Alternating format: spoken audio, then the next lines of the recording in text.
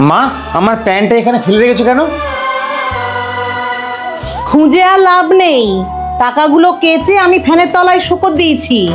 Office থেকে ফেরার সময় তো 2 ব্যাগ বাজার নিয়ে ঘরে এলি, তা টাকাগুলো কার না কার হাত ফেরি হয়ে বাড়ি এলো আমি তো আর চোখে দেখিনি, তাই তো ধুয়ে দিলাম। দূর, ভালো লাগে না।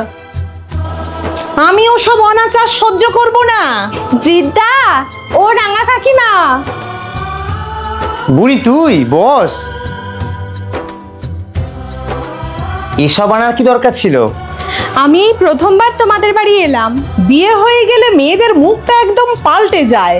কি মিষ্টি লাগছে রে তোকে। তোমরা কেমন আছো বলো?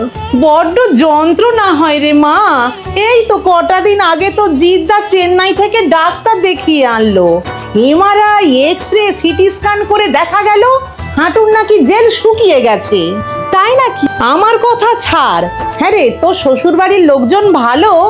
দেওর ননদ আছে নাকি? তোমার জামাই একা, আর আমার শ্বশুর শাশুড়ি তো একদম মাটির মানুষ। এ যাত্রায় তুই তাহলে তো বেঁচে গেলি রে। রমেনদা তো ধুমধাম করে তোর বিয়ে দিয়ে লোকজনকে একদম দেখিয়ে দিল। জানো তো বাবা অনেক টাকা খরচা করেছে। সব ঠিকই ছিল, তবে রেয়াজি খাসিটা মাংস কম আর চর্বি বেশি, আর ফ্রাইড রাইসটা তো একদম ঠান্ডা হয়ে গেছিল, মুখে তোলার উপায় ছিল না। মা, তুই আমাকে এইভাবে ধমকাচ্ছিস কেন? আমি আবার খাদ্যরসিক মানুষ, তাই কথাটা চেপে রাখতে পারলুম নে।